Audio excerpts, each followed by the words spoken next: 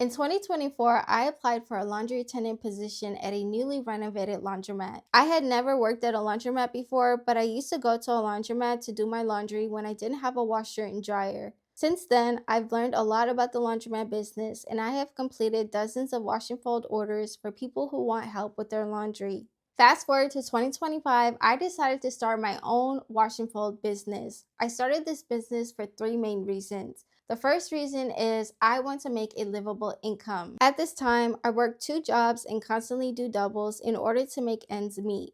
I know some people might say you have to work multiple jobs due to our current economy, but I believe you should make enough money from one job to cover your basic necessities. A second job should be optional, not mandatory. Because of that, my goal is to generate enough revenue with this business so I can pay myself a livable wage as well as pay off my debt. The second reason I started my own wash and fold business is I want to help those who are struggling to keep up with weekly chores such as laundry. Between work, school, family, and other commitments, it's easy for laundry to get pushed to the side until it piles up so much that you're overwhelmed by it. I've met many people at the laundromat and through its wash and fold service who are in that predicament. Some have chosen to get out of that cycle by using a wash and fold service. Others have chosen to continue to repeat that cycle for whatever reason.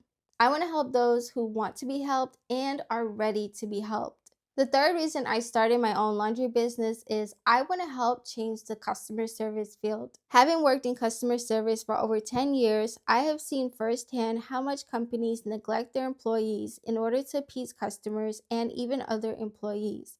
I've been in situations where customers have been disrespectful, yet I was expected to not react and to be a people pleaser.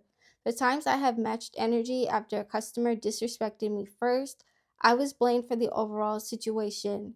Additionally, I have dealt with discrimination and harassment in the workplace, and when I spoke up about it, there were no consequences for the perpetrators.